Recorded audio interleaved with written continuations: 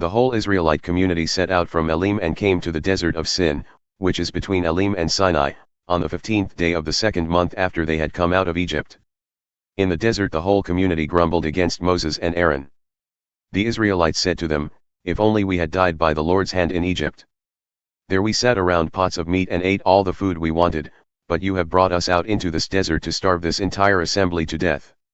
Then the Lord said to Moses, "I will rain down bread from heaven for you.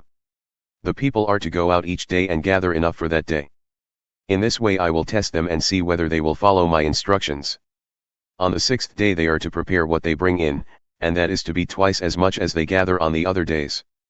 So Moses and Aaron said to all the Israelites, "In the evening you will know that it was the Lord who brought you out of Egypt. And in the morning you will see the glory of the Lord, because he has heard your grumbling against him. Who are we, that you should grumble against us?" Moses also said, "You will know that it was the Lord when he gives you meat to eat in the evening and all the bread you want in the morning, because he has heard your grumbling against him. Who are we? You are not grumbling against us, but against the Lord." Then Moses told Aaron, "Say to the entire Israelite community, 'Come before the Lord, for he has heard your grumbling.'" While Aaron was speaking to the whole Israelite community, they looked toward the desert.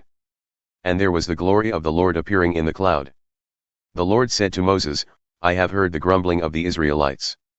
Tell them, at twilight you will eat meat, and in the morning you will be filled with bread. Then you will know that I am the Lord your God." That evening quail came and covered the camp, and in the morning there was a layer of dew around the camp. When the dew was gone, thin flakes like frost on the ground appeared on the desert floor. When the Israelites saw it, they said to each other, "What is it?" For they did not know what it was. Moses said to them, "It is the bread the Lord has given you to eat. This is what the Lord has commanded, everyone is to gather as much as they need. Take an omer for each person you have in your tent." The Israelites did as they were told, some gathered much, some little. And when they measured it by the omer, the one who gathered much did not have too much, and the one who gathered little did not have too little. Everyone had gathered just as much as they needed. Then Moses said to them, "No one is to keep any of it until morning." However, some of them paid no attention to Moses, they kept part of it until morning, but it was full of maggots and began to smell. So Moses was angry with them.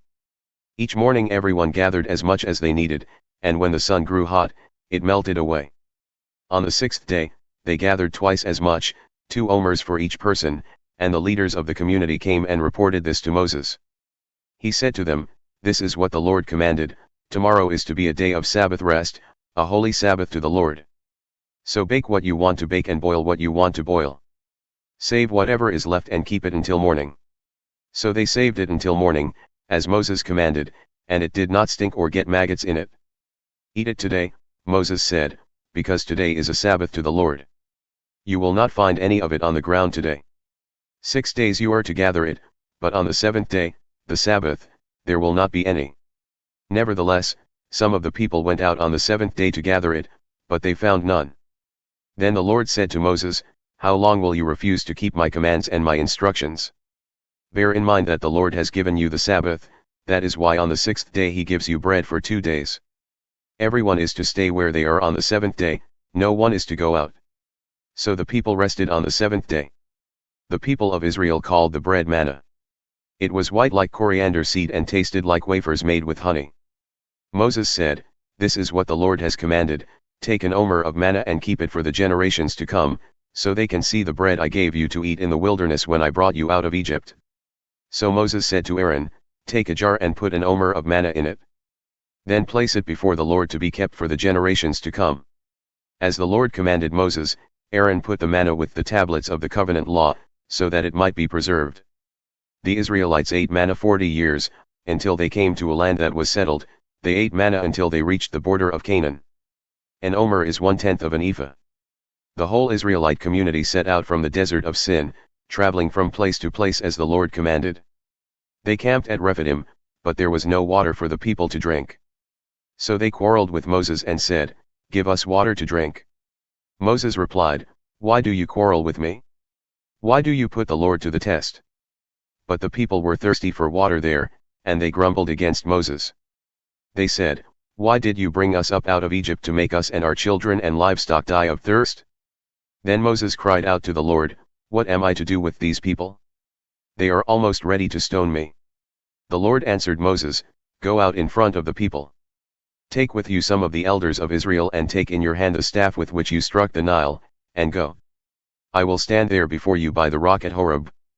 Strike the rock, and water will come out of it for the people to drink. So Moses did this in the sight of the elders of Israel. And he called the place Massah and Meribah because the Israelites quarreled and because they tested the Lord saying, Is the Lord among us or not? The Amalekites came and attacked the Israelites at Rephidim. Moses said to Joshua, Choose some of our men and go out to fight the Amalekites. Tomorrow I will stand on top of the hill with the staff of God in my hands.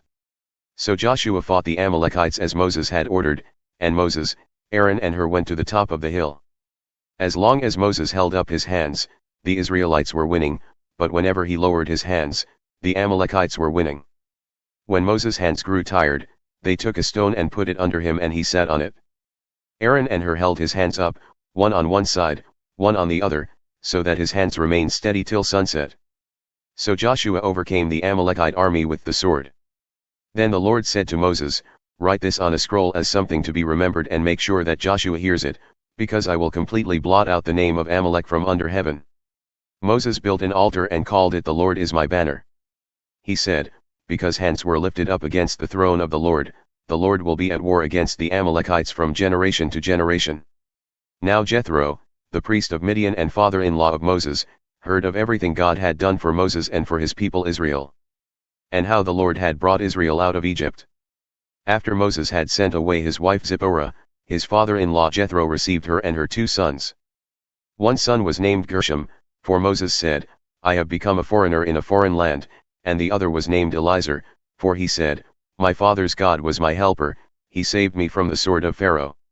Jethro, Moses' father-in-law, together with Moses' sons and wife, came to him in the wilderness, where he was camped near the mountain of God. Jethro had sent word to him, I, your father-in-law Jethro, am coming to you with your wife and her 2 sons. So Moses went out to meet his father-in-law and bowed down and kissed him. They greeted each other and then went into the tent. Moses told his father-in-law about everything the Lord had done to Pharaoh and the Egyptians for Israel's sake and about all the hardships they had met along the way and how the Lord had saved them. Jethro was delighted to hear about all the good things the Lord had done for Israel in rescuing them from the hand of the Egyptians. He said, Praise be to the Lord, who rescued you from the hand of the Egyptians and of Pharaoh, and who rescued the people from the hand of the Egyptians. Now I know that the Lord is greater than all other gods, for he did this to those who had treated Israel arrogantly. Then Jethro, Moses' father-in-law, brought a burnt offering and other sacrifices to God. And Aaron came with all the elders of Israel to eat a meal with Moses' father-in-law in the presence of God. The next day Moses took his seat to serve as judge for the people, and they stood around him from morning till evening. When his father-in-law saw all that Moses was doing for the people, he said, What is this you are doing for the people? Why do you alone sit as judge, while all these people stand around you from morning till evening? Moses answered him, Because the people come to me to seek God's will. Whenever they have a dispute, it is brought to me, and I decide between the parties and inform them of God's decrees and instructions. Moses' father-in-law replied, What you are doing is not good. You and these people who come to you will only wear yourselves out. The work is too heavy for you, you cannot handle it alone. Listen now to me and I will give you some advice, and may God be with you. You must be the people's representative before God and bring their disputes to him. Teach them his decrees and instructions, and show them the way they are to live and how they are to behave. But select capable men from all the people, men who fear God, trustworthy men who hate dishonest gain, and appoint them as officials over thousands, hundreds, fifties, and tens. Have them serve as judges for the people at all times, but have them bring every difficult case to you, the simple cases they can decide themselves. That will make your load lighter, because they will share it with you. If you do this and God so commands, you will be able to stand the strain, and all these people will go home satisfied. Moses listened to his father-in-law and did everything he said. He chose capable men from all Israel and made them leaders of the people, officials over thousands, hundreds, fifties, and tens. They served as judges for the people at all times. The difficult cases they brought to Moses, but the simple ones they decided themselves. Then Moses sent his father-in-law on his way, and Jethro returned to his own country.